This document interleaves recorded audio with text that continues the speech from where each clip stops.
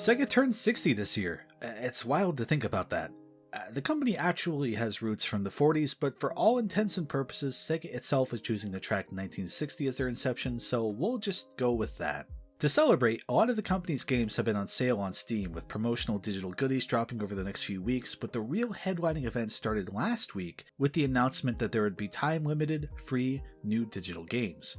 Armor of Heroes, Endless Zone, Streets of Kamarocho, and Golden Axe, with a D. The first couple were to be available for a few days, meanwhile the latter two would be available for 24 hours each across 2 separate days.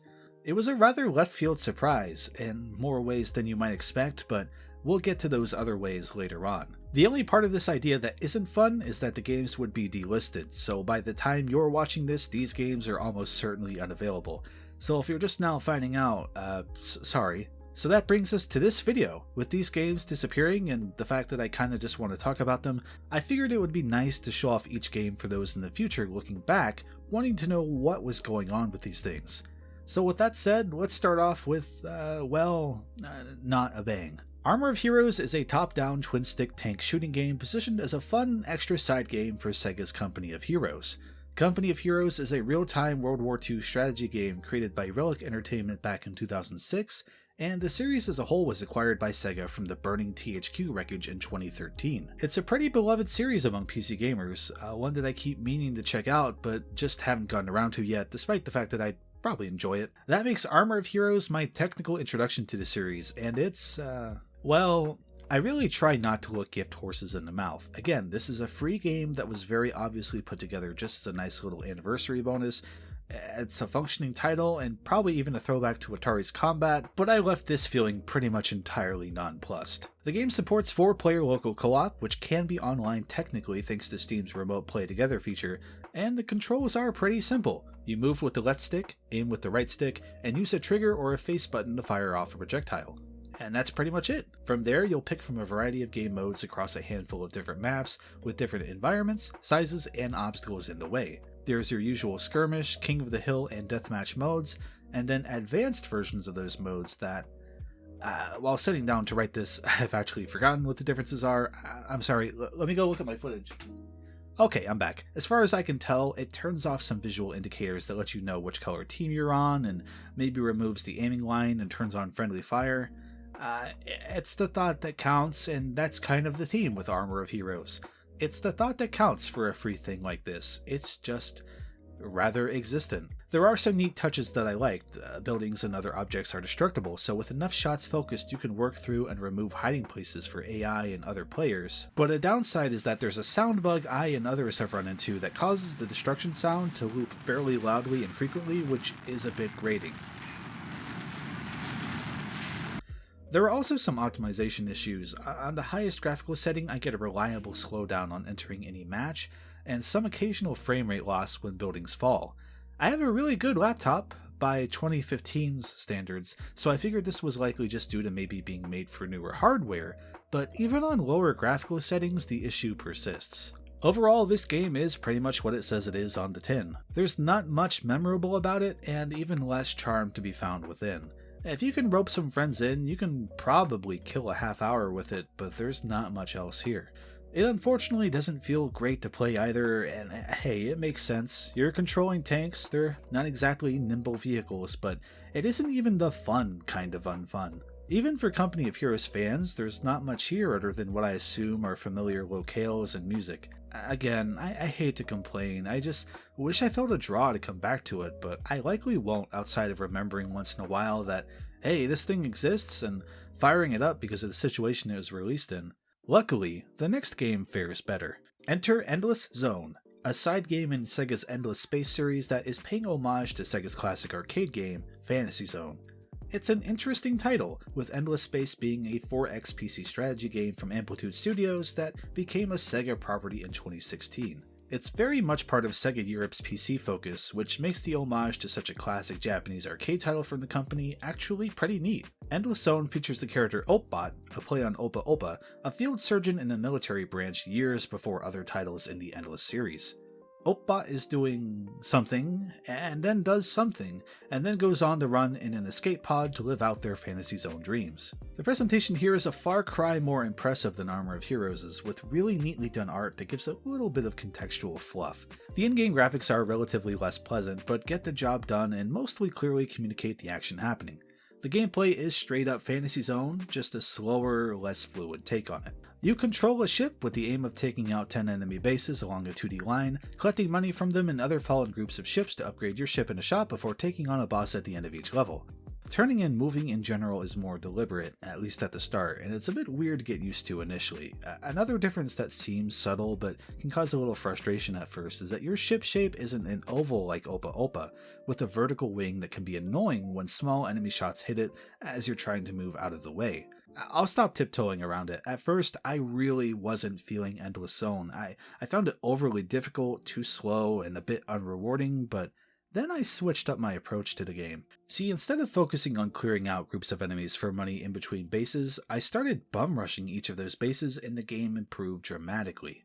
Mostly because a lot of the enemies just don't keep up with you for a while and stay out of your way. This lets you focus on collecting the large payouts from each base and more quickly fast-track upgrading your ship. There's some familiar upgrades here, like a couple weapons straight up lifted from the original game, but I found focusing on bomb and engine upgrades to be more beneficial up front. The final bomb upgrade sends out 4 homing missiles toward enemies, which is a godsend, and the engine upgrade allows you to move much more capably, which helps make the rest of the game a breeze. The game has 4 stages, one that seems to take place on a moon of sorts, a desert level, a jungle-themed level, and an interesting abstract level to top it off. The stages sensibly get progressively more difficult, though by the time I'd gotten to the final stage, I found myself strutting through it with the upgrades I purchased. The bosses are actually surprisingly easy too. The third boss can overwhelm you if you're not paying much attention to all of the suppressing fire they lay down, but once you get the hang of Endless Zone, it's a pretty simple and entertaining 20 minutes or so. After the last boss, Opbot gets swooped through a portal and seemingly winds up somewhere else. I'm guessing it makes more sense if you're familiar with the Endless series, but yeah, that's pretty much all there is to Endless Zone. The few equipable weapon upgrades are fun to mess with, but there's a clear winner in the one that shoots in front of you and behind you. I'm someone that admittedly sucks at Fantasy Zone, so I shamefully enjoyed how much of a power trip this game lets you go on. Not sure how actual fans of the series would feel about this one, but for me, it's definitely a plus. Speaking of being for me, this one is so far up my alley that I just smile every time I even think about it. Streets of Kamarocho is the third free game from Sega's 60th anniversary celebrations, and it's a crossover of the classic Streets of Rage with the modern Yakuza series. Both series have a focus on trudging through streets beating up thugs, so this is a great peanut butter and chocolate situation. I can't quite tell if this is a ROM hack or something else entirely, but either way, the gist here is that it's based on the first few sections of Streets of Rage 2, with the graphics being redrawn to match Yakuza's, well, Streets of Kamurocho. Growing up with Streets of Rage 2 and coming to absolutely adore the Yakuza series over the past decade, this still feels a bit like an Unreal fever dream in the best of ways. It's so neat to see Serena, Bacchus, Papo, and the batting gauges like this. The enemy thug sprites have all been swapped to familiar looking enemies from the early Yakuza games, and the bosses have been changed to Lao Kalong, Koji Shindo, and of course, Nishiki. You can pick Kiryu or Majima to play as, who have Axel and Blaze's movesets respectively, and while the sprites are a bit awkwardly animated, it's a bit tough to care. There are even a few retro-themed remixes of music from the Yakuza series here, depending on which character you pick. Each character has one song that plays, so it can get a little grating over time, but they could very easily have used Rage 2's incredible music here and gotten away with it, so I give points for the effort. Past all of this though, what's here is rather short. As I mentioned, you'll play through the first 3 areas of the original game, fight the bosses, and then Round 2 starts, where you go through those 3 areas again and face more enemies at once. The game presumably endlessly loops and is more about getting the highest score you can. I'm not sure if there's a specific unlock condition, but after losing all of my lives I found that I unlocked Ichiban from the upcoming Yakuza Like a Dragon, who is also rocking a remix of that game's battle theme, and who also plays like Axel. Again, it's a nice touch. Sadly, as much joy as this gives me, that's about all there is to say about it. It's a classic game reskinned to match a newer, different series. I played through it with my buddy the Golden Bolt, and we had a pretty fun half hour with it, but that's about all the blood we can squeeze from the stone. If Sega were to sign off on letting the people behind this just finish out modifying the rest of the game and charge a few bucks for it, I'd be more than happy to pay. Between this and Streets of Rage 4, it's been a really cool year for the series. Speaking of, if you saw my video from earlier in the year about Streets of Rage's cancelled games, you're familiar already with the fourth and final Sega 60th game we're talking about here, but it's a very different beast from the other three. Golden Axe, a cancelled prototype. You may not be immediately familiar with Sega Studios Australia, the developers behind London 2012, the Castle of Illusion remake reimagining thingy from 2013, and who were also being eyed as a developer to tackle Sonic 4 Episode 3. They were a cool studio with a lot of promise, and back in 2013, one of their pitched projects came to light. The overarching project was SEGA Reborn, a series of remakes of Sega games that would update the gameplay while very lightly tying each remade game together into a shared singular universe. It's a weird thing to hear about, and there was a short video shown of a Golden Axe pitch at the time to help show what could have been, with Altered Beast, Streets of Rage, and Shinobi being eyed as possible future games to receive the treatment. Well, as you know, Sega saw fit to bring that prototype into the spotlight as the crowning end of this strange 60th anniversary celebration. There's a bit of unfortunate context around it, with the original Steam description overzealously calling it janky and buggy to help set a less in-the-know player's expectations on what was going on, but it also claimed they had reached out to the development staff. The actual development staff of this pitch got word of this alongside everyone else, so yeah, that just wasn't true, I guess.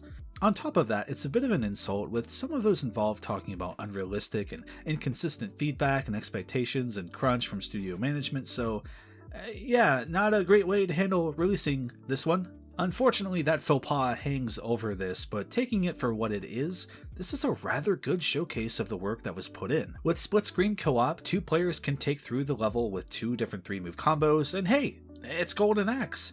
There's music, voice work, decent animation work, and the feel of the game is rather solid, all things considered. The UI shows a magic system like the original games' but it hadn't been implemented here yet. The pitch lasts for about 6 minutes or so, at least on a solo playthrough, and I'm actually rather fond of it for what it is. Golden Axe 1 is a game I like the idea of more than actually playing it, so this glimpse at a potential update that feels better to play is definitely bittersweet. Again, to stress, a couple weeks of work from a dozen or so people on this, and it's a really neat thing. I hate to speculate on the idea of what could have been done with the other mentioned games considering the conditions this was developed under, but this pitch has made me more sad about the Australia studios closing years ago as a Sega fan. There really was a lot of talent there, and I think if they hadn't been shut down, they'd have been a really cool studio to see more from. That Castle of Illusion remake is one of my go-to comfort food games. I really enjoy it. But from how those involved talk about the management of the studio, maybe it's ultimately a bit for the best that things turned out how they did. I don't know. In the end, the release of this pitch is an unprecedentedly cool move from a major gaming company, marred some by the execution of the release. Those involved at the company currently are far removed from the decisions of 7 years ago, and I don't doubt that hearts were in the right place with this release. Again, this is straight up something that may have never been played by the public, at least not for a long time, so to see it officially released is rather astounding since most gaming companies are very averse to showing off prototypes, especially of their significant IP. It's really cool and an impressive pitch to boot, but the attempt at context here should have been handled with more nuance. Tongue-in-cheek potshots at the equality of a 2-week pitch while seemingly not reaching out to anyone involved in making it, despite claiming to, is just unfortunate. Again, it's Sega's property, they can do whatever they like with it, but I think it would have been more beneficial to everyone involved to reach out to those originally involved, get some quotes, and present the original idea and vision with context here. All the stuff I mentioned about Sega Reborn comes from a Kotaku article from 7 years ago. Most of that information isn't included with this official release. While this is a step forward in presenting scrapped pitches and ideas, hopefully some lessons were learned for the next time. If there's a next time after this.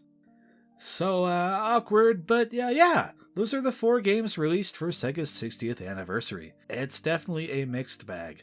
A mostly positive one, I think, but definitely a weird one with a couple blemishes. I expected the least from Endless Zone, but I came out feeling very positive about it and will probably come back to it once in a while. And if I ever just need to feel happy again, I'll open up Streets of Kamarocho, which means I'll be opening it up a lot. And Armor of Heroes, well, at least I have it. And as for the Golden Axe prototype, having it in my Steam library still kind of feels like I hacked some server and stole it. It feels that unreal. I'm not sure I'll ever play it again outside of getting footage for YouTube videos, but I'm very happy that I got to see it for myself despite the circumstances. But that does bring us to the end of the video today. If you're watching and got to play them, how do you feel about the games? And if you missed out, do you feel that you actually missed out? For me, it's cool to have stuff like these and 8-Bit Bayonetta in my Steam library, but a part of me suspects that these 4 games will get rolled out for promotional purposes once in a while, so if you did miss out, I think patience will pay off in the long run. We'll see how poorly that statement ages though. Either way, thank you for watching this video. If you want to watch another, I do recommend that Streets of Rage video I mentioned. The link will be in the end card for that one. Until next time, do take care.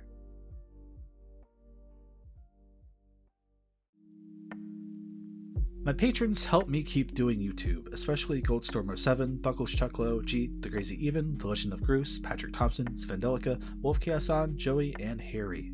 Thank you.